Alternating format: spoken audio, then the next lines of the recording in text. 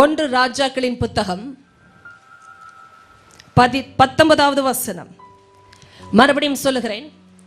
ஒன்று ராஜாக்களின் புத்தகம் 19வது அதிகாரம். 1 Kings chapter 19:1-9. கடைசி சில வசனங்களை வாசிக்க போகிறோம். 19 21வது வசனம். அப்படியே அவன் அவ்விடம் விட்டு புறப்பட்டு போய் 12 ஏர் பூட்டி உழுத சாப்பாத்தின் குமாரனாகிய எலிசாவை கண்டான். அவன் 12ஆம் ஏரை ஓட்டி கொண்டிருந்தான்.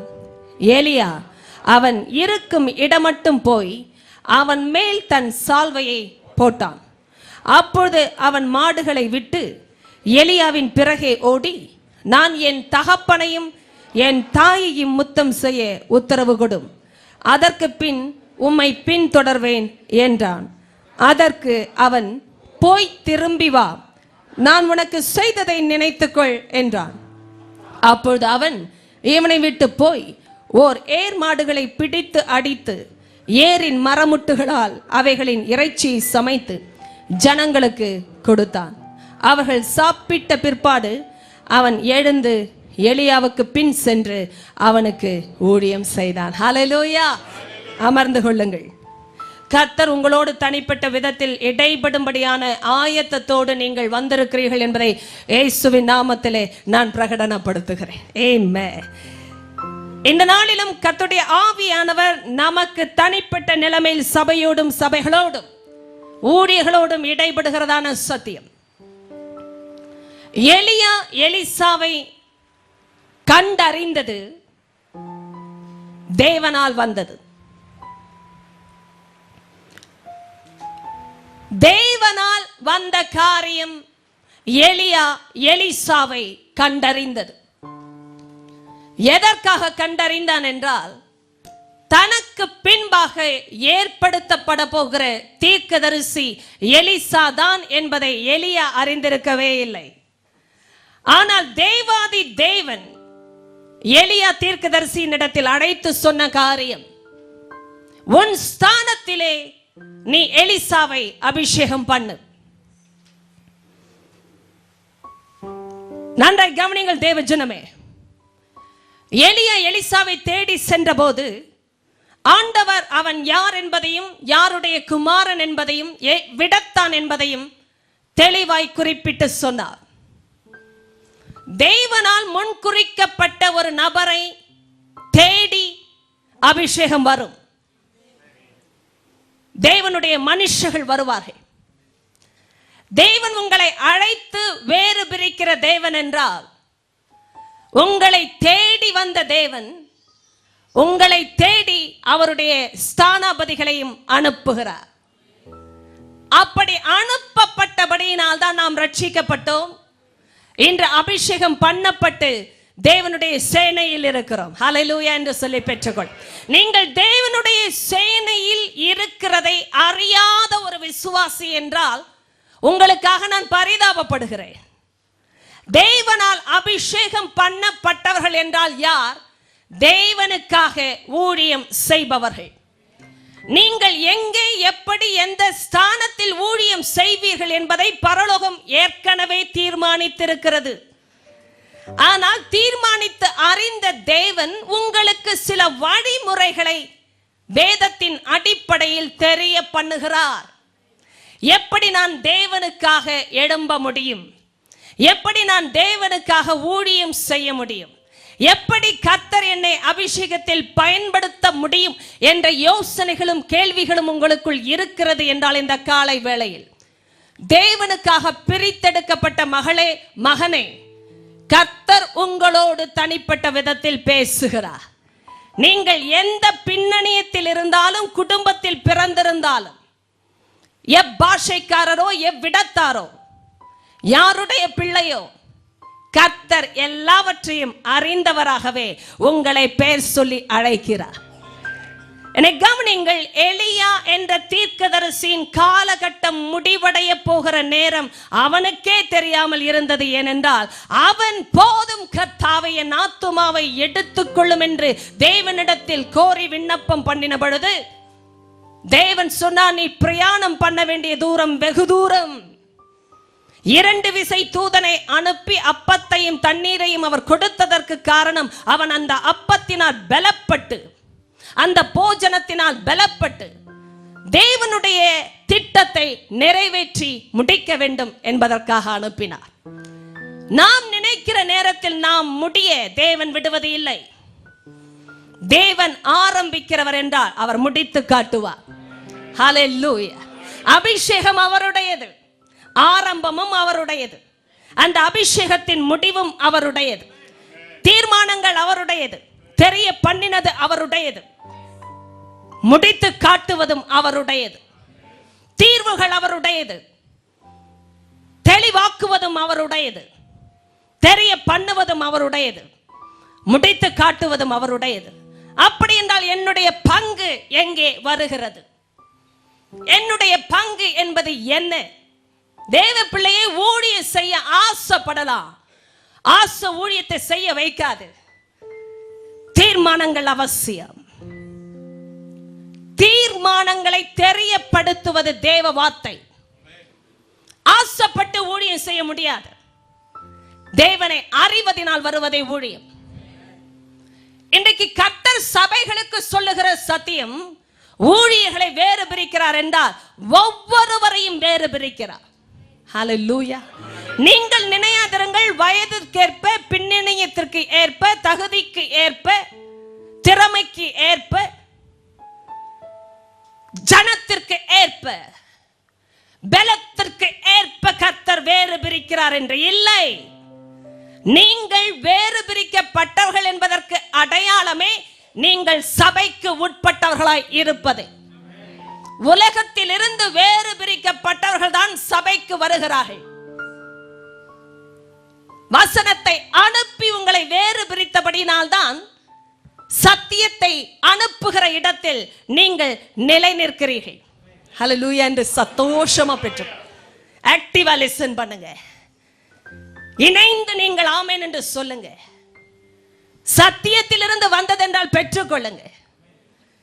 கர்த்தர் எலியாவினிடத்தில் சொன்ன வார்த்தை கர்த்தரால் வந்தது. எலியா அறியவில்லை எலிசாவை.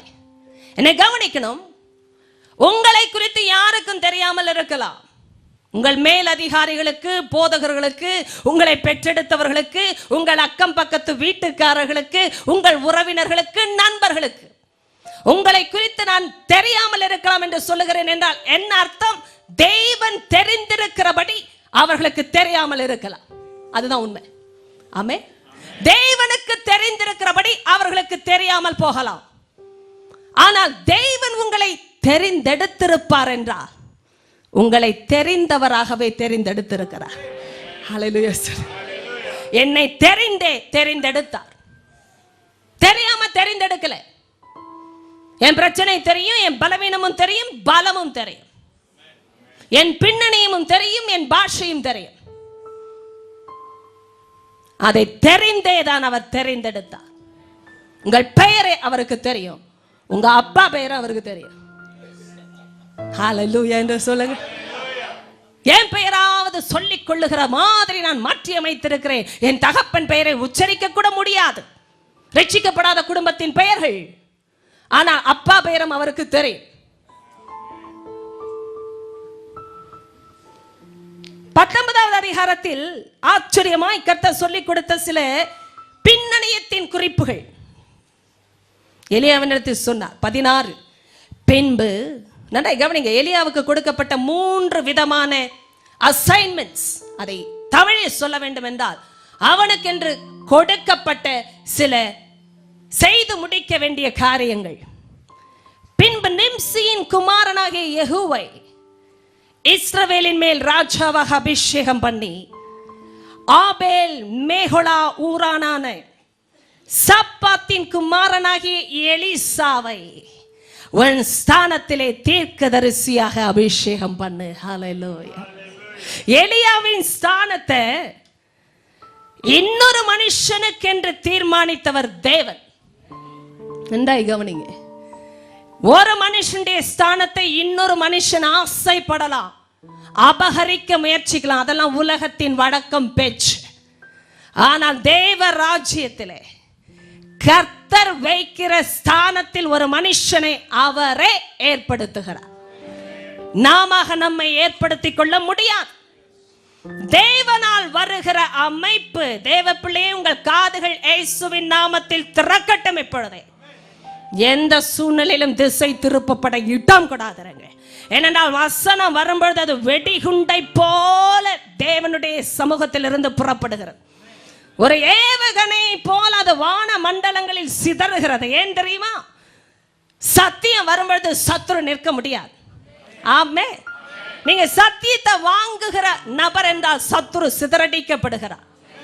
நீங்க சத்துருவே போ என்று சொல்ல வேண்டிய அவசியம் இல்லை. சத்தியமே வா என்று சொல்லுங்க. அதை பெற்றுக்கொள்ளுகிற ஒரு குடும்பத்தில் கூட சத்துரு நிற்க முடியாது. ஏனென்றால் அது உங்கள் வாழ்க்கையை பற்றினது. எலிசாவை உன் ஸ்தானத்திலே அபிஷேகம் பண்ணு. ஹல்லேலூயா. எலியாவே, உன் காலம் நெருங்கி கொண்டிருக்கிறது என்பதை நானே அறிவேன். நான் போகணும்னு சொல்றதுனால உன்னை எடுத்துக்கொள்ள மாட்டேன். போதும் கர்த்தாவே, என் ஆத்துமாவை எடுத்துக்கொள்ளும். நான் என் முற்பிதாக்களை பார்க்கலும் நல்லவன் அல்ல. அது எனக்கு தெரியும் மகனே.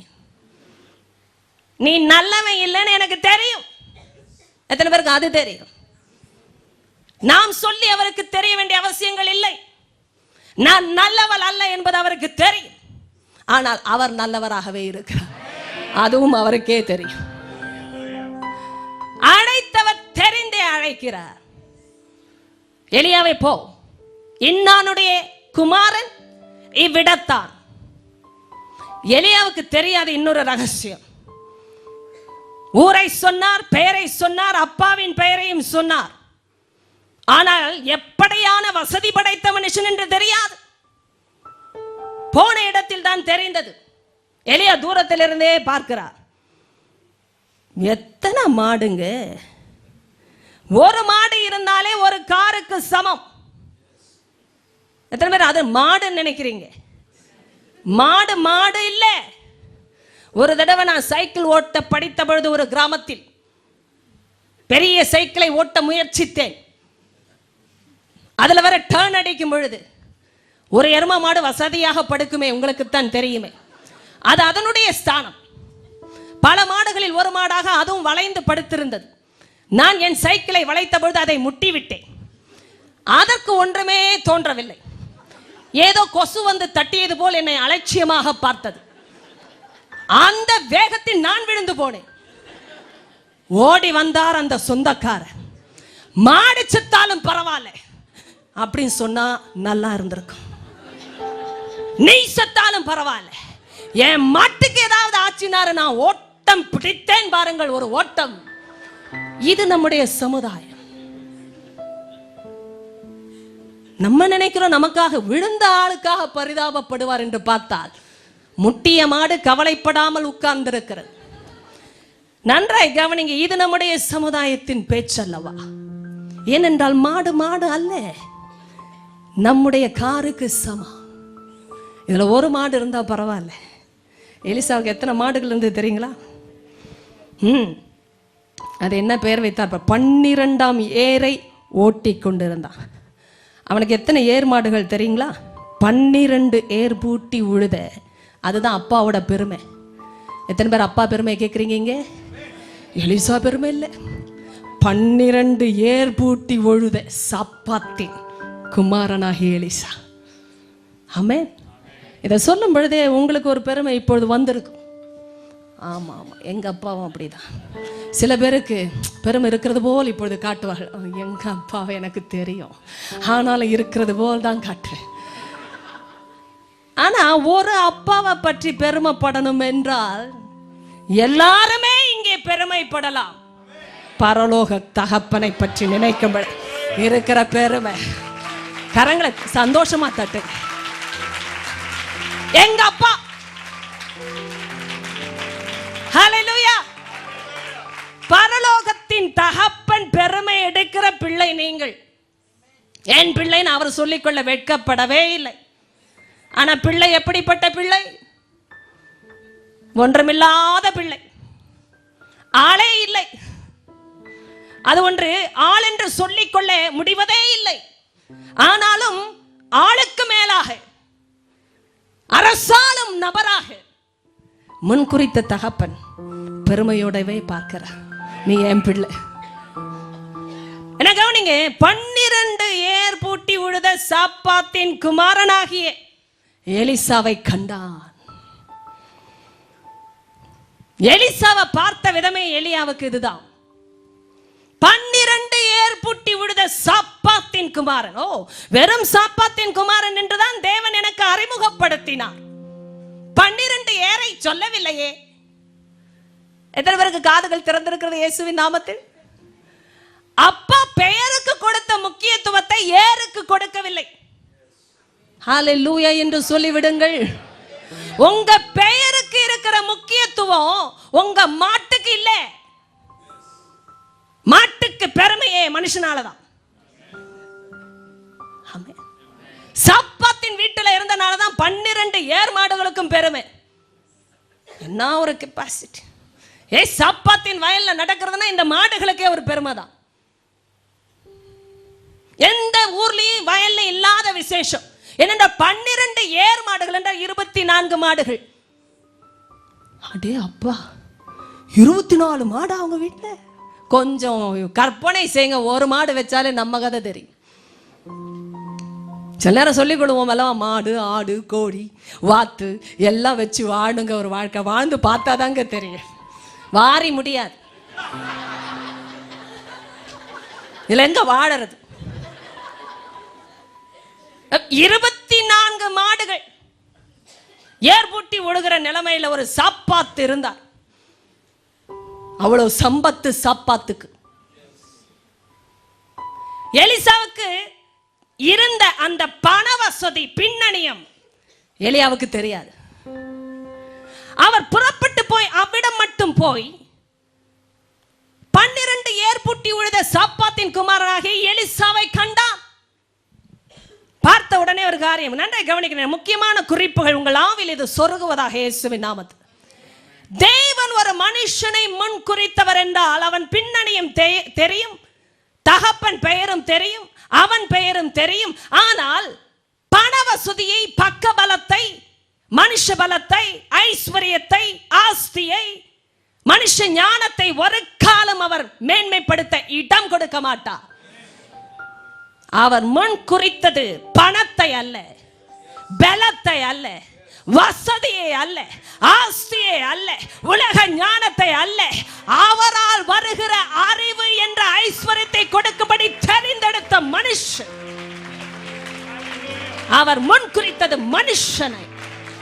வல்லமையானது. அவர் முன் குறிப்பது மனுஷனை. நீங்க நினைக்காதீங்க ஊழியம் செய்யலாம் என்றால் எனக்கு வசதி இருக்கிறது, இடம் இருக்கிறது, வாய்ப்புகள் இருக்கு, எனக்கு திறமைகள் இருக்கிறது, என்னால் முடியும் என்பதால் வருவது ஊழியம் அல்ல. அப்பா முன் குறிப்பது மனுஷனை, ஒரு மனுஷியை.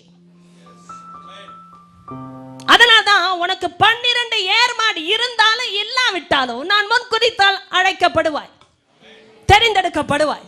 ஆனா 12 ஏர்மாடு எனக்கு பிரச்சனை இல்லை தம்பி, என் கண்கள் உண்மையில் இருக்கிறது. எவ்வளவு வல்லமையான சத்தியங்கள் நான் பார்க்கிறது. எலியா வீட்டு பக்கம் போன பொழுது பார்க்கிற காரியங்களை நான் பார்க்கிறேன். ஆனால் தேவாதி தேவனுக்கு ஏற்கனவே எலிசாவின் பின்னணியும் தெரியும். தெரிந்தும் 12 ஏர்மாடு உள்ள வசதி பெற்ற குடும்பம் என்று சொல்லவே இல்லை. கேட்டதா காது? வசதி இருக்கோ இல்லையே, தேவன் அதை வைத்து அழைப்பது இல்லை. தேவனுடைய வசதிக்கு யாரும் இணை இல்லை. தேவன் மிக வசதியானவர். அவர் அழைக்கிற பாத்திரங்கள் எல்லாம் அவரால் முன்குறிக்கப்பட்ட பாத்திரங்கள். தேவன் தெரிந்தெடுக்கிற நபரின் விசேஷம் இதுதான் தம்பி தங்கச்சி. இப்பொழுது கவனிங்கள், முக்கியமான குறிப்புகள் உங்கள் ஆவியில் தொடர்ந்து கர்த்தருடைய ஆவியானவர் எழுதி கொண்டிருப்பார். மறக்க கூடாத சத்தியங்கள் கவனிங்கள். அவன் 12ஆம் ஏரை ஓட்டிக் கொண்டிருந்தான். ஹல்லேலூயா. எலியா போகும்பொழுது ரொம்ப நேரம் காத்திருக்க கூடாதாம். கடைசி ஏர்மாடை விடுகிற நேரத்தில், ஏர்மாட்டை வைத்து விடுகிற நேரத்தில் தீர்க்கதரிசி அனுப்பிவிட்டார் கர்த்தர். எவ்வளவு சரியான நேரங்கள்! ஒவ்வொரு நிலைமையிலும் கர்த்தர் சரியாய் சமயத்தை பயன்படுத்துகிறவர். 12ஆம் ஏரை ஓட்டிக் கொண்டிருந்த நேரத்தில் எலியா அவன் இருக்கும் இடமட்டும் போய், ஹல்லேலூயா, என்ன கவனிங்க, ஒரு பெரிய தீர்க்கதரிசி என்ற அந்நாளில் எல்லாராலும் தேசத்தாராலும் அறியப்பட்ட மனுஷன் எலியா. இந்த தீர்க்கதரிசி ஒரு மனுஷனிடத்தில் நெருங்கி வருவது என்றால் தேவனால் வருவது. என்ன கவனிங்கள், மறுபடியும் நான் வார்த்தையை பயன்படுத்தட்டும். கர்த்தரால் அபிஷேகம் பண்ணப்பட்டவர்கள் எல்லாரும் எப்பொழுதும் நெருங்குவது இல்லை. அவர்கள் உங்கள் வாழ்க்கை நெருங்கி வருகிற தருணங்கள் மிக மிக முக்கியம். தேவனால் வருகிற தருணங்கள் அள்ள தட்டி விடாதிருங்கள். It's a warning. God chooses his servants to come across your life. நம்முடைய வாழ்க்கைக்கு நேராக தேவனால் தெரிந்தெடுக்கப்பட்ட தீர்க்கதரிசிகளை கர்த்தர் அனுப்புகிறார். அந்த தருணத்தை இழக்க கூடாது. எல்லாரிடத்திலும் எப்பொழுது எல்லாரும் நெருங்குவது இல்லை. தேவன் அனுப்பும் பொழுது நபர்கள் நம்ம வாழ்க்கைக்கு நேராக நெருங்குவாங்க. நீங்க சபைக்கு வரும்பொழுது உங்களுக்கு நேராக ஊழியர்கள் நெருங்க வேண்டும் என்றால் அது தேவனால் வருவது. ஹல்லேலூயா என்று சொல்லுங்க. தேவனால் வருவது. நீங்கள் எதற்காக ஊழியர்களை நெருங்குகிறீர்கள் என்பதை நீங்கள் முடிவு செய்ய வேண்டும். இங்கு மாத்திரமல்ல, எந்த சபைக்கும் உரிய செய்தி இது. ஒரு ஊழியரை, தீர்க்கதரிசியை, போதகரை, அப்போஸ்தலரை நீங்கள் நெருங்குவதற்கு முகாந்திரம் வேண்டும். நீங்கள் நெருங்கி வருவதற்கு ஒரு அர்த்தம் உண்டு. அர்த்தம் இல்லாம ஊழியர்களோடு நீங்க பழக முடியாது. என்னை நன்றாய் கவனிங்கள். நெருக்கம். எலியா அவன் இருந்த இடம் மட்டும் போனான். அவன் ஓட்டி கொண்டிருக்கிறான். அவன் வாழ்க்கையை எப்படி ஓட போகிறது என்று தெரியாமல், எதிர்காலம் தெரியாது. நன்றாய் கவனிங்க. 12 ஏர் மாடுகள் இருப்பதினால் எதிர்காலம் ஆகாது. வயல வேணா உழலாம், வாழ்க்கை பண்படுத்தப்பட முடியாது. இன்னைக்கு நமக்கு வசதி இருக்கிறதுனால எதிர்காலம் இருக்குன்னு யாரும் கணக்கு போட முடியாது. வசதி இல்லை என்பதனாலும் எதிர்காலமே இல்லை என்றும் சொல்லக்கூடாது. ஆமென். இன்று என்ன நடக்கிறது பாருங்கள். எலியா அவன் இருந்த இடம் மட்டும், எவ்வளவு பெரிய பாக்கியம் இதெல்லாம். எங்கோ அவனுக்கே அவன் எதிர்காலம் தெரியாமல் இருந்த பொழுது ஒரு தேவாதி தேவன் எலியாவினிடத்தில் பேசி, நானுடைய குமாரன் இவ்விடத்தில் இருக்கிறான், உன் ஸ்தானத்திலே என்னுடைய தீர்க்கதரிசியாக அவனை அபிஷேகம் பண்ண. எவ்வளவு பெரிய அபிஷேகம், எவ்வளவு பெரிய அழைப்பு. அநேக நேரம் ஆண்டவர் என்னோட பேசணும்னு சொல்லுகிறோம், ஆனால் ஆண்டவருடைய தீர்க்கதரிசிகள் அவர் பேச்சை கேட்டு கிட்ட வரும் பொழுது நம்ம மதிக்கிறது இல்லை. இயேசுவின் நாமத்தில் உங்கள் காதுகள் திறந்திருப்பதினால் நான் பிரகடனப்படுத்துகிறேன். ஆண்டவர் பேசணும், ஆண்டவர் தொடணும்னு கேட்கிறோம். ஆனா கர்த்தரால் தொடப்பட்டு அவருடைய பேச்சை கேட்டு வருகிற ஒரு தீர்க்கதரிசியை நாம் மதிப்பது இல்லை. கர்த்தர் உங்களிடத்தில் நெருங்க பண்ணுகிற எந்த ஊழியரையும் நீங்கள் அலட்சியம் செய்யாதிருங்கள். இது தேவனால் உங்களுக்கு கொடுக்கப்படுகிற தருணம். இது தேவனால் ஏற்படுத்தப்பட்ட விசேஷம். இது முக்கியமான தருணம். என்ன கவனிங்க, முக்கியமான தருணம், முக்கியமான நேரம். 12ஆம் ஏரை அவன் பூட்டி உழுது கொண்டிருந்த நேரத்தில் எலியா அவன் இருந்த இடம் மட்டும் போய் என்ன கவனிங்க, அவன் இருக்கிற இடம் மட்டும் போகிறார். போய் அவன் மேல் தன் சால்வையை போட்டான். ஹல்லேலூயா. கரங்களை உயர்த்தி ஹல்லேலூயா என்று பெற்று அவன் இருக்கும் இடம் மட்டும் போய். எவ்வளவு வல்லமையான சத்தியம். நான் சொல்லுகிறத கவனிங்க. ஒரு காலத்துல எங்கோ எப்படியோ இருந்தோம். நம்மை பற்றி நமக்கும் தெரியாது, நம்மை பெற்றெடுத்த தகப்பனுக்கும் தெரியாது, உற்றா உறவுகளுக்கும் தெரியாது. என்ன பாருங்க, நல்லா கவனிங்க. வசதி இருக்கும் பொழுது ஊரே தேடி வரும். எனக்கு ஆச்சரியம் என்ன தெரியுமா, இந்த வீட்டில் அவ்வளவு கும்பல் இருந்தது. இறைச்சி சமைத்து சாப்பாடு போட்டு சாப்பிட வைக்க கும்பல் இருந்தது. ஏன்னா பணம் இருக்கிற இடத்துல கும்பல் இருக்கும், சாப்பிட கும்பல் வரும். கொஞ்சம் வசதி வரட்டும், வராதவங்க எல்லாம் வருவாங்க, சாப்பிட்டு போக வருவாங்க. சிரிச்சுட்டு போக வருவாங்க. வெகுமதிகள் கொடுத்து வாங்கிவிட்டு சொல்வார்கள். உலக வழக்கம். ஐயா அம்மா, உங்க பணத்தின் மேல நம்பிக்கை இருந்தா பணத்தின் மேல் வைத்த நம்பிக்கையே போகும்படி பணத்தை எடுக்க ஆட்கள் வருவார்கள், அனுபவிக்க ஆட்கள் வருவார்கள். விஷயம் என்ன தெரியுமா? எலியா அவன் இருக்கும் இடம் மட்டும் போய், எவ்வளவு பெரிய கிருபை இது வாழ்க்கையில. தன்னை பற்றியே, தன் எதிர்காலத்தை பற்றியே, தேவனுடைய திட்டத்தை பற்றியே ஒரு அறிவோ ஞானமோ வெளிச்சமோ இல்லாத ஒரு மனுஷனுக்கு கர்த்தர் வெளிப்பட்டார் இன்னொரு மனிதனிடத்தில். அந்த தீர்க்கதரிசி நேரம் எடுத்து அவன் இருக்கும் இடம் மட்டும் போய், அவன் உழுத இருக்கிற இடத்துல அவன் இடத்துல போய் தன் சால்வை அவன் மேல் போட்டான். என்ன அர்த்தம் தெரியுங்களா? சால்வையை போட்டா, என் மேல் இருக்கிற அபிஷேகத்தை கர்த்தர் உன்மேல் அனுப்புகிறார். என் மேல் இருக்கிற அபிஷேகத்தின் உயரத்தை கர்த்தர் உனக்கு கொடுக்க தீர்மானித்திருக்கிறார். என் தீர்க்க தரிசனத்தின் அபிஷேகம், என் தீர்க்க தரிசியின் ஸ்தானம் இப்போது உன்னிடத்தில் கடந்து வந்து கொண்டிருக்கிறது. இதுவே இந்த பரிமாற்றத்தின் அடையாளம். தன் சால்வை எடுத்து அவன் மேல் போட்டான். எலிசாவுக்கு தெரியும் இது என்ன என்று. ஏனென்றால் ஒரு தீர்க்கதரிசி வந்து தன் சால்வையை எடுத்து ஒரு நபர் மேல் போடுகிறார் என்றால் பரிமாற்றத்தின் அடையாளம்.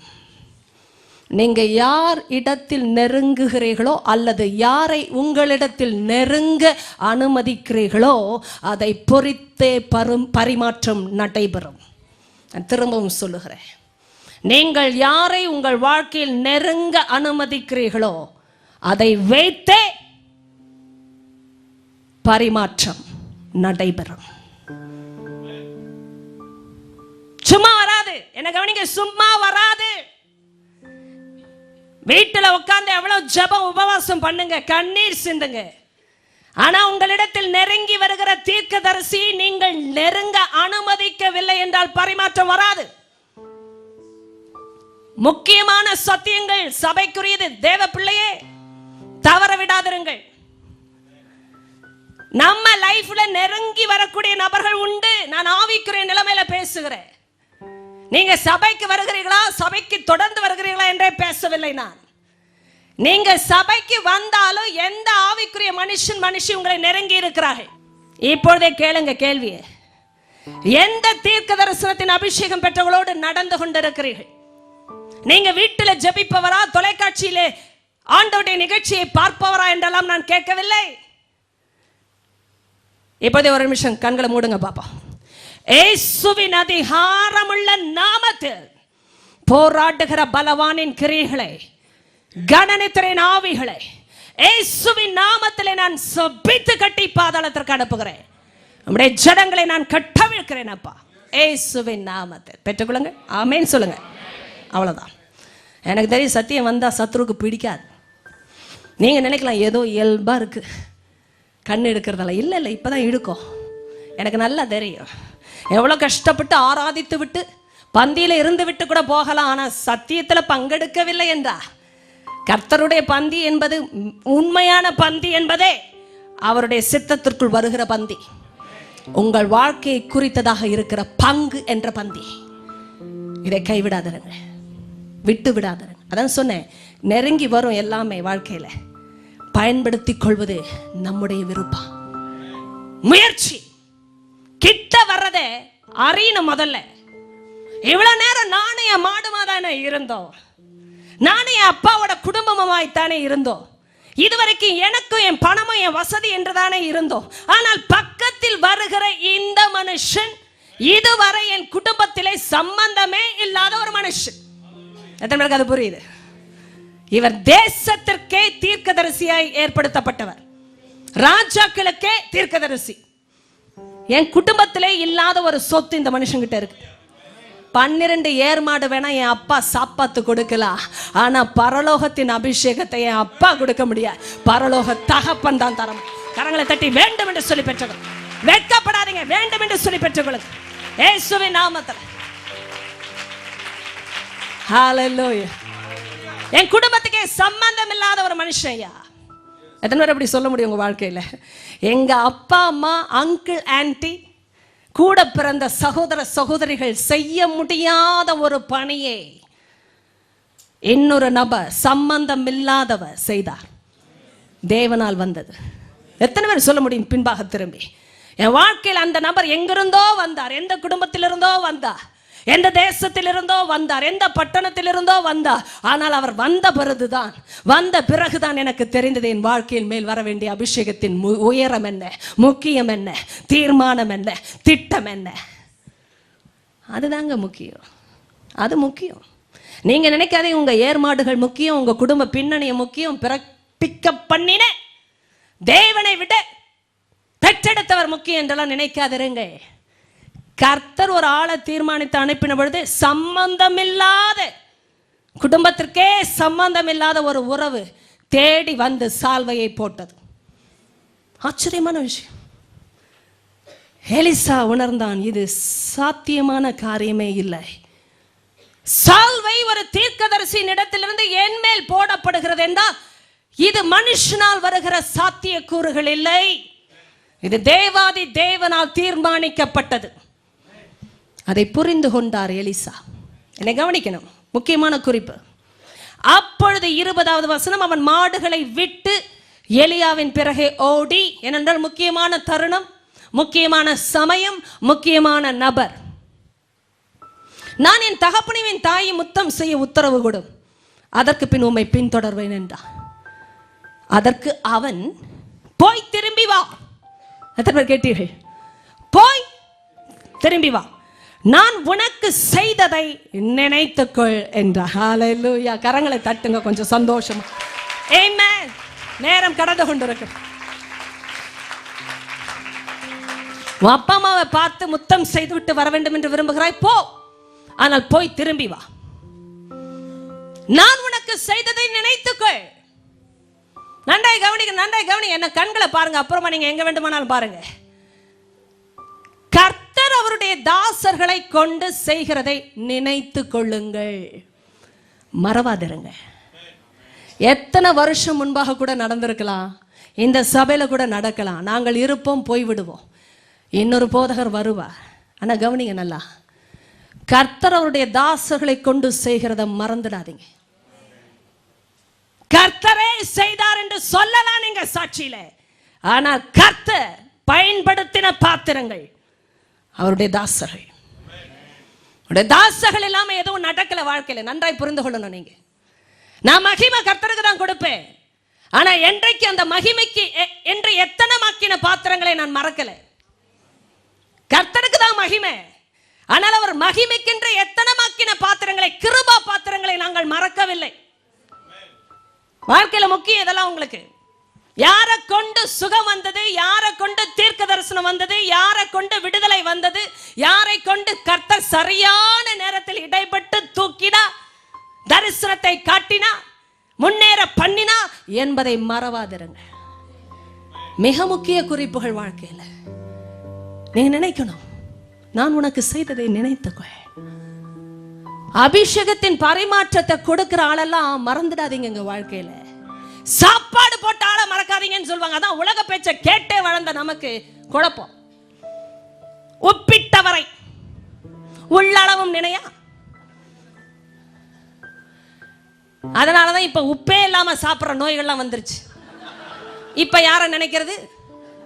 சொன்ன டாக்டர் தான் நினைக்கிறது. பாவம், அவராவது என்னை நினைத்து என் வாழ்க்கை நன்றாக இருக்க வேண்டும் என்று மதித்து உப்பில்லாமல் சாப்பிடு என்று சொன்னாரே. பழமொழிலாம் உதவாது ரொம்ப நாளைக்கு. நீங்க சாப்பாடு போட்ட ஆளை மறக்கலாம் என்று நான் சொல்லுகிறேன், தைரியமாய் சொல்லுகிறேன். சாப்பாடு போட்ட ஆளை கூட மறக்கலாங்க, சத்தியத்தை கொடுத்த ஆளை மறக்காதீங்க. ஹல்லேலூயா. கரங்களை உயர்த்தி சொல்லிருங்க அப்பாக்கு. சத்தியத்தில வழிகாட்டினவர்களை மறக்காதிருங்க, சபைக்கு வழிகாட்டினவர்களை மறக்காதிருங்க, ரட்சிக்கப்படுவதற்கு வழிகாட்டினவர்களை மறக்காதிருங்க, அபிஷேகத்தில் நடத்தினவர்களை மறக்காதிருங்க, வரங்களை குறித்து காட்டினவர்களை மறக்காதிருங்க, வாழ்ந்து காட்டினவர்களை மறக்காதிருங்க. எவ்வளவு முக்கியம். நான் உனக்கு செய்ததை நினைத்துக்கள், மறக்காத எலிசா. ஆமே. போய் அப்பா அம்மாவை முத்தம் செய்து விட்டு வரலான்னு போனா கூட்டமே உட்கார்ந்து இருக்கு. எவ்வளவு பெரிய கூட்டம். நல்லா கவனிங்க. எலிசா போனா முடிக்கணும். அப்பொழுது அவன் இவனை விட்டு போய் ஓர் ஏர் மாடுகளை பிடித்து அடித்து ஏரின் மரமுட்டுகளால் அவைகளின் இறைச்சியை சமைத்து ஜனங்களுக்கு கொடுத்தார். ஹல்லேலூயா. எது ரொம்ப பெருமையோ அதற்கே அடி கொடுத்தான் அப்படின்னு இங்க முடிக்கணும். சமைத்து கொடுத்தான்ற அர்த்தம் என்ன? அடி கொடுத்தான். மாட்டை அடிச்சிருந்தா கூட இதே அடிதான் அவனுக்கு வந்திருக்கும். என்ன நினைச்ச நீ? நமக்கு இருக்கிற மாடுகள்னா என்ன பெரிய மாடுகள், இந்த மாட்டை எப்படி அடிக்க போச்சு எலிசான் இருப்பார் அப்பா. ஆனா இன்றைக்கு அடித்து சமைத்தான். என்ன அர்த்தம்? பெருமைக்கே அடி. 12 ஏர் புட்டி உழுத சாப்பாத்துன்னு நீ ஊரே சொல்ல முடியாது. எத்தனை புரிகிறது? கிளம்புறதுக்கு முன்னாடி கிளப்ப வேண்டியதை கிளப்பு. எத்தனை பேருக்கு அது புரியுது? திரும்ப போய் ஒட்டிக்கொள்ள இடம் இருக்கக்கூடாது. அதுதானே பெருமை. அதையே அடி, முடிச்சிடு காரியத்தை. எலிசாவுக்கு தெரியும் திரும்பி வரக்கூடாது இனிமே.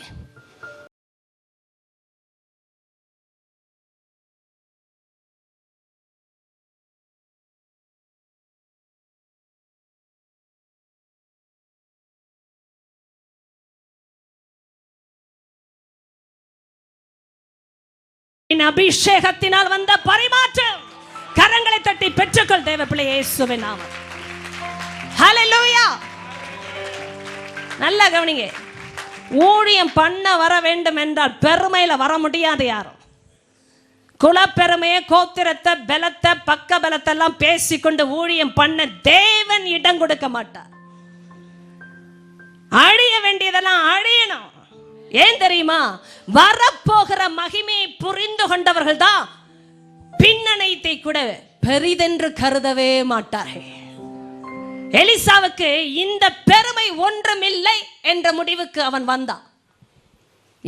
பெற்றெடுத்த அப்பா கொடுக்காத உயரத்தை பரலோகத்தின் தேவனே எனக்காக தீர்மானித்தார் என்றா இந்த ஏர்மாடு எண்ணத்திற்கு, இந்த ஏறும் எண்ணத்திற்கு பிடித்து அடித்தான். மாடுகளை சமைக்க பண்ணினான்.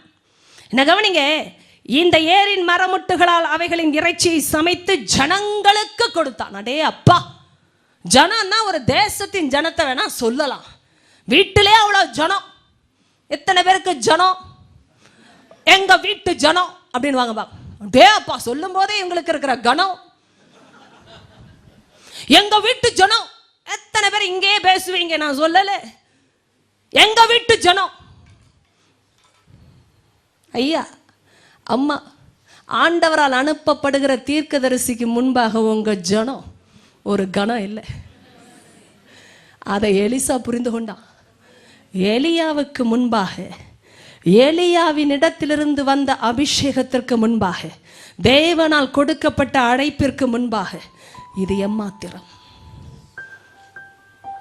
நீங்க ஜனத்தை வைத்துக் கொள்ளுங்க, விட்டுட்டு வாங்க நான் சொல்லல. இந்த பிரசங்கம் அதுவும் இல்லை. ஆனா அழைப்பு, அபிஷேகமும் தீர்க்கதரிசிகளின் தொடர்பும் வரும் பொழுது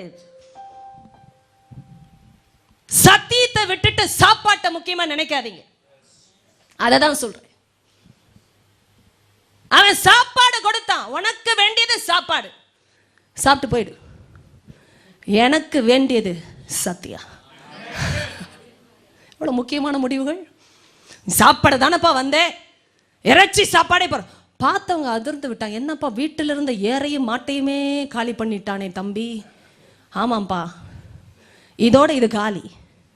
ஏனென்றா இந்த வீட்டில் நானும் காலி, என் இடமும் காலி. அந்த இடத்துக்கு வேற ஆளை நீ போட்டுக்கலாம். ஆனா கர்த்தர் எனக்கு கொடுத்த இடத்துல நான் தான் நிக்கணும். நான் மட்டும்தான் நிக்க முடியும். ஐயோ எவ்வளவு பெரிய அன்பு! எத்தனை பேருக்கு புரியுது? மாட்டை உட வைக்க 1000 பேர் வருவாங்க. ஆனால் தேவனால் பயன்படுத்தப்பட அந்த ஸ்தானத்துல என்னை விட்டா வேற யாரும் இல்லை. எவ்வளோ பெரிய அழைப்பு! எத்தனை பேருக்கு புரியுது? தம்பி தங்கச்சி, உன் இடத்துல 1000 பேர் உன் வேலையை பார்க்கலாம்.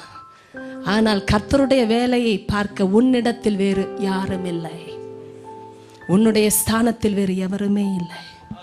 விலையேற பெற்ற மகன் மகள் நீ. அதனால் தான் சத்துரு போராடி கொண்டிருக்கிறான் என்பதை அறிவாயா? அழிக்க வேண்டியதை அழிக்க மனத்தில் ஒப்பு கொடுப்பாயா? ஏர்மாடும் வசதியும் என்னை இனிமேல் இழுக்கக்கூடாது, அதை அடித்தால் தான் முன்னேற முடியும் என்று சொல்லி அடித்து சமைப்பித்து ஜனங்களுக்கு கொடுத்தானே. அவர்கள் சாப்பிட்ட பிற்பாடு, கவனிங்க, நீங்கள் வந்த முகாந்திரமும் முடிந்தது, நான் உங்களுக்கு சமைப்பித்த முகாந்திரமும் முடிந்தது. இப்பொழுது அவன் எழுந்து எலியாவுக்கு பின் சென்று அவனுக்கு ஊழியம் செய்தான். என்ன கவனிங்க, கர்த்தருக்கு ஊழியம் செய்தான் என்று வரல. எத்தனை பேர் கண்கள் திறந்திருக்கிறது? எத்தனை பேருக்கு கண்கள் இப்பொழுது திறந்திருக்கிறது? இயேசுவின் நாமத்தில் கேட்கிறேன். அவனுக்கு அவன் ஊழியம் செய்தானே தவிர கர்த்தருக்கு என்று வேதம் சொல்லவில்லை. அபிஷேகம் வந்தது உண்மை. என்னை கேள் தம்பி, தங்கச்சி, அருமை சகோதரா, சகோதரி, அபிஷேகம் அந்த நபர் மேலிருந்து கர்த்தர் அவனுக்கு கொடுக்க சொல்லி வந்தது உண்மை. ஆனால் அவன் கர்த்தருக்கு ஊழியம் செய்தான் என்று வேதம் சொல்லவில்லை. அவன் அவனுக்கு பின் சென்று அவனுக்கு ஊழியம் செய்தான். He became an attendant to Elijah. attendant என்ன அர்த்தம்? கைக்கு தண்ணி ஊத்தி கொடுக்கணும், காலுக்கு செருப்பு போடணும். ஐயா, அதுதாங்க வேலை. கூடவே போகணும். எடுபடி. மோசேக்கு யோசுவா எடுபடி. ஆனால் மோசேக்கு பிறகு தலைவன் யோசுவா என்று கர்த்தரை முடிவு செய்தார். நீங்க இன்னைக்கு ஊழியக்காரங்களுக்கு எடுபடியா இருக்கிறது, ஏளனமா இருக்கிறது என்றால் கர்த்தர் உங்களை எழுப்பவே மாட்டார். இதுவும் தீர்க்க தரிசனம் தான். வெட்கப்படாதீங்க சொல்றதுக்கு. நான் சொல்லுகிறேன், நானாய் சொல்லவில்லை, வசனத்திலிருந்து சொல்லுகிறேன். இதே 2 ராஜாக்களுக்கு வரும் பொழுது 3வது அதிகாரம், காற்றையும் மழையும் காணமாட்டீர்கள் என்ற ஒரு வல்லமையான வசனம் வருகிற அதிகாரம், விரைவாய் வாசிக்கலாம். 2 ராஜாக்கள் 3:11. அப்பொழுது யோசபாத், நாம் கர்த்தரிடத்தில் விசாரிக்கும்படி கர்த்தருடைய தீர்க்கதரிசி ஒருவரும் இங்கே இல்லையா என்று கேட்டதற்கு, எலியாவின் கைகளுக்கு தண்ணீர் வார்த்த சாப்பாத்தின் குமாரனாகிய எலிசா இங்கே இருக்கிறான் என்று இஸ்ரவேல் ராஜாவின் ஊழியக்காரர் ஒருவன் மறுமொழியாக சொன்னான். ஆமென். எலியா கைக்கு தண்ணி ஊத்தின ஒரு ஆள் இருக்காங்க, அவன் தீர்க்கதரிசி. யோசபாத் சொன்னான், கர்த்தருடைய வார்த்தை அவனிடத்தில் இருக்கிறது. கரங்களை தட்டு, கரங்களை தட்டு, கரங்களை தட்டு. கர்த்தருடைய வார்த்தை அவனிடத்தில் இருக்கிறது. ஆமென். ஊழியக்காரங்களுக்கு பணிவிடை செய்கிறதுக்கு ஒப்பு கொடுங்க. நீங்க நினைக்கலாம் நாங்க எங்களை வைத்து பிரசங்கிக்கிறோமோ, வெட்கப்பட மாட்டேன் சொல்வதற்கு. ஏனென்றால் அந்த வாழ்க்கைக்கு ஒப்பு கொடுத்து வந்தபடியினால் தான் கர்த்தருடைய அபிஷேகம் செயல்பட ஆரம்பித்தது. இது கர்த்தரால் வருவது. உங்களுக்கு தெரியணும் எது பெருமை எது சிறுமைன்னு. முதல்ல 12 ஏர்மாடு பெருமை நினைக்கிற ஒரு விசுவாசி கிறிஸ்தவங்களுக்கு இது புரியாது. பிரித்தெடுக்கப்பட்டு சத்தியத்தினால் வருகிற மறுரூபமாக்கப்பட்ட மனதை உடையவர்களுக்கு தான் தெரியும் 12 ஏர்மாடு பெருமை இல்ல, ஒரு தீர்க்கதரிசிக்கு தண்ணீர் வார்ப்பது தாயா பெருமை. ஹalleluya. தீர்க்கதரிசியோட கையில தண்ணி ஊத்துறதா என் பெருமை. எனக்கு அபிஷேகம், எனக்கு அபிஷேகம் எப்படி வரும்? எப்படி வந்தது? ரெட்டிப்பா கேட்டா கூட வரும் தம்பி. சுழக்காட்டுல அக்னி ரதத்திலையும் குதிரைகளை நான் கூட்டிக் கொண்டு போகும் பொழுது ரெட்டிப்பாய் கூட உனக்கு அபிஷேகம் வரும். கேட்டா வரும் உனக்கு. ஏன்னா கூட இருந்த ஆள் அப்படி. நல்லா கவனிக்க, நீங்க யாரோட நடக்கிறீங்க, நெருங்க அனுமதிக்கிறீர்கள் என்பது மிக மிக முக்கியம். எழுந்து நில்லுங்க பாப்போம், டைம் இல்லை, ஜெபிக்க போகிறோம். இது ஒருவேளை டக்குன்னு நான் முடித்தது போல தெரியல, ஆனா சத்தியம் முடியலைங்க. உங்க ஆவியில ஆண்டவர் கொளுத்தின இந்த அக்கினி உங்களை உறங்க விடக்கூடாது என்று இயேசு நாமத்தை நான் ஜெபிக்கிறேன். உங்களை அமைதியா வைக்க கூடாது. நீங்க யாரா இருந்தாலும் சரி, you come to church and walk away from the church not knowing the significance of your calling. What a waste of life. எதுக்கு வரோம், எதுக்கு இருக்கிறோம் தெரியாம சில பேர் அப்படியே போய் கொண்டு இருக்கிறது வேதனை அப்பாவுக்கு. அதனால தான் பேசுகிறா. Get connected to godly people.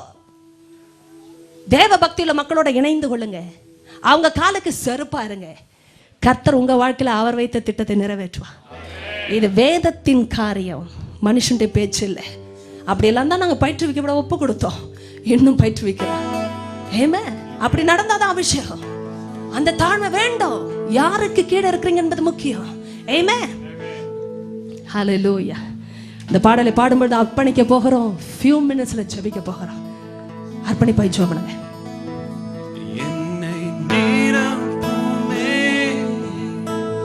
நீரப்புமே நீரப்பியே நரப்புமே. 2 கரங்களை ஊத்தி சொல்லுவீங்களா? என் பாத்திரம்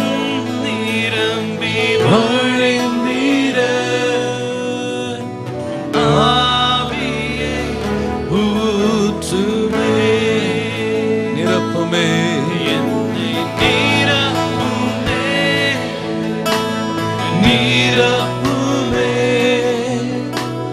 நிரப்பியே அனுப்புமே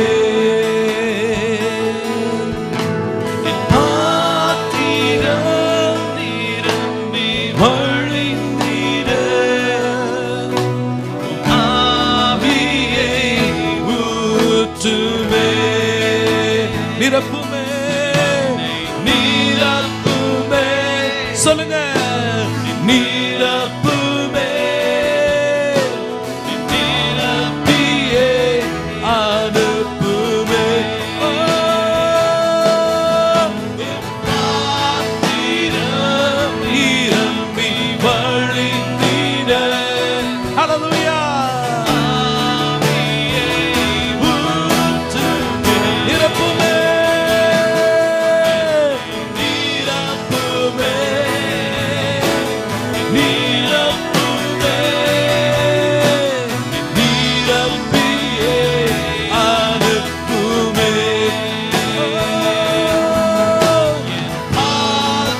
பாத்திரம் வழிந்திட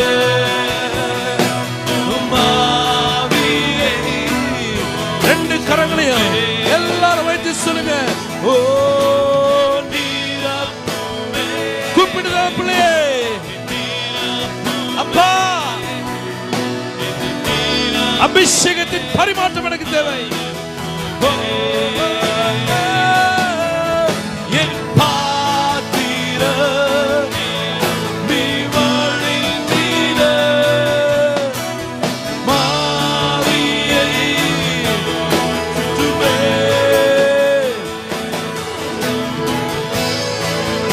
ரொக்கனமமமமோ, லிக்கனனமனோ, ஷியாந்தரனிவரமோ.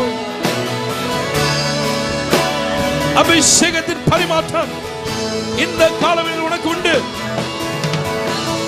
எலியா பெற்ற எலிசா பெற்ற அந்த அபிஷேகத்தின் சால்வை உன்மேல் இந்த காலத்தில் வந்து இறங்குகிறது. ஓ, நிரப்புமே நிரப்புமே நிரப்புமே நிரப்பியே அனுப்புமே.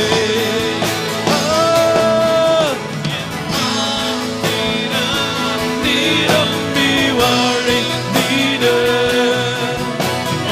ஆவியை ஊற்றுமே. ஓ, நிரப்பும் அப்பா நிரப்புமே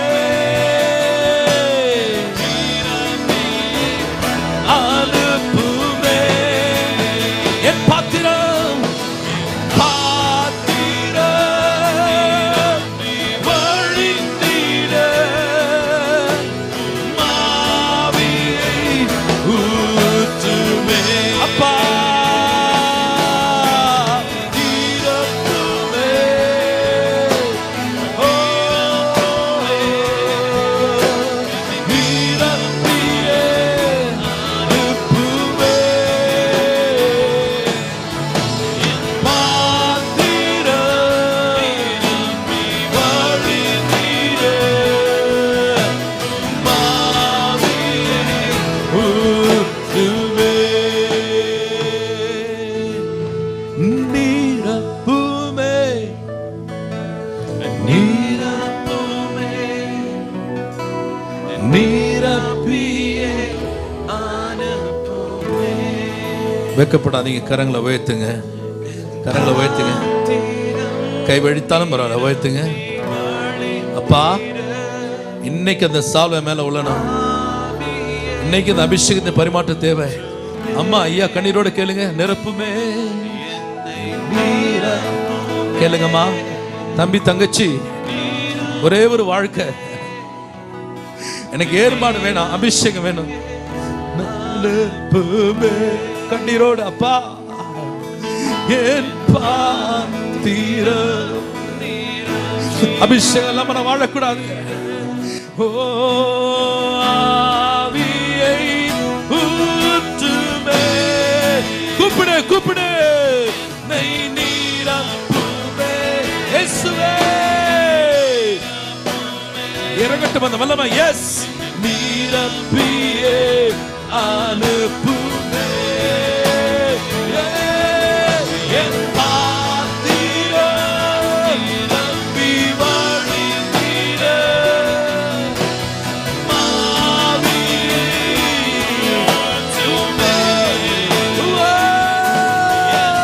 நிரப்புமே அப்பா நிரப்பியே அனுப்புமே என் பாத்திரம் வழிந்திட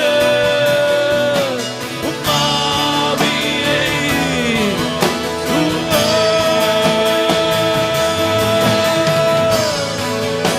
ரொப்பனி மம மம மம மம லிம மம மம மம சந்தே லிக்கோனி மம பௌரியா அந்தரி வல பௌரியா லை மம மம மம சந்தரி வா லிக்கோனி யாசி அந்தரி வல பௌரியா ஓ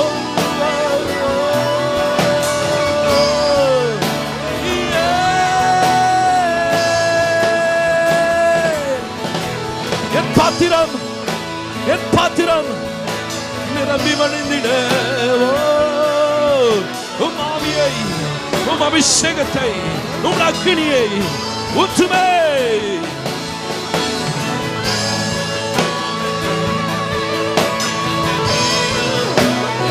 அப்பா அப்பா கேள் தேவப்பிள்ளை கேள். தம்பி தம்பி கூப்பிடு, தங்கச்சி கூப்பிடு, ஐயா அம்மா அபிஷேகத்தின் சால்வை உன்மேல் இறங்கிக் கொண்டிருக்கிறது. அக்னிமயமான இயேசு உன் மத்தியில் உலாவிக் கொண்டிருக்கிறார். அக்னிமயமான அக்னி ஜுவாலை போன்ற கண்களை உடைய இயேசு உன் மத்தியில் இறங்கி உலாவிக் கொண்டிருக்கிறார். எஸ் எஸ் எஸ் லிமகோ நிமகோ மமமோ லிக்கனனிமா சந்தரனி பலபூரியா லை மம மம மம லிக்கோனி அந்தருனோ லிமம மம மனதி அந்தரனி பலபூரியா லிக்கனனிமா சந்தே லிக்கனனி மனபூரியா அந்தரனி பலபூரியா லை மம மம மம சக்கே மம.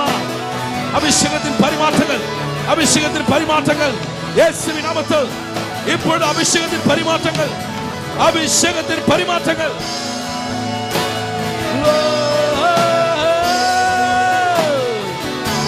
Hallelujah.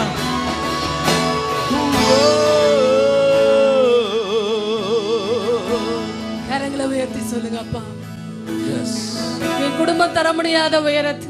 Yes. என்னை பெற்றெடுத்த தகப்பன் தர முடியாத உயரத்து. பரலோக தகப்பனை நீர் கொடுத்தீரே. ஸ்தோத்திரம். நான் அதை எப்படி மறப்பேன்? அதை எப்படி நான் மறப்பேன்? Hallelujah. இயேசுவின் நாமத்தில் என்னை விட்டு கொடுக்கிறேன் பிதாவே. Hallelujah. நீர் எனக்கு நியமித்த ஸ்தானத்தில் நானே அல்லாமல் வேற ஒரு நபர் இல்லை. ஆமென். நீர் என்னை தெரிந்தெடுத்தபடியால் உமக்கு ஸ்தோத்திரம். இந்த காலை வேளையில என்னோடு கரத்தை உயர்த்தி அர்ப்பணிக்கிற ஒவ்வொரு எலிசாவையும் ஆமென் பரலோகம் பார்க்கிறதற்காய் நன்றி செலுத்துகிறேன் பிதாவே. அவர்களை உமக்கு நேராக நான் ஏறெடுத்து ஜெபிக்கிறேன். தொலைக்காட்சியில் என்னை பார்த்து கரங்களை உயர்த்தின எலிசாக்களை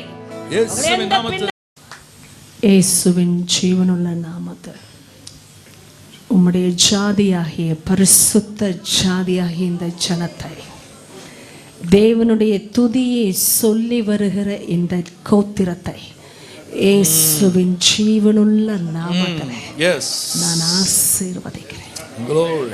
சபைகளை ஆசீர்வதிக்கிறேன், ஊழியர்களை ஆசீர்வதிக்கிறேன், அவர்களுக்கு நீர் கொடுத்த தரிசனங்களை ஆசீர்வதிக்கிறேன். இயேசுவின் நாமத்திலே ஆசீர்வதிக்கிறேன் பிதாவே. உம்முடைய அபிஷேகத்தின் சால்வை இறங்கி இருக்கிறதுக்காய் ஸ்தோத்திரம். ஒரு பரிமாற்றம் இந்த நாளிலே அபிஷேகத்திலே கொடுத்திருக்கிறேன். பிசாசோ உலகமோ மாம்சமோ எந்த பக்க வாசலின் உபதேசமோ கள்ள தீர்க்கதரிசிகளின் பிரவேசமோ அந்த அபிஷேகத்தை தொடக்கூட முடியாதபடி இயேசுவின் இரத்தத்தினால் வருகிற நீதியாலும் சத்தியத்தின் வேலையால் பாதுகாக்கும்படியே நான் ஒப்பு கொடுக்கிறேன் பிதாவே, இயேசுவின் நாமத்திலே ஆமென்.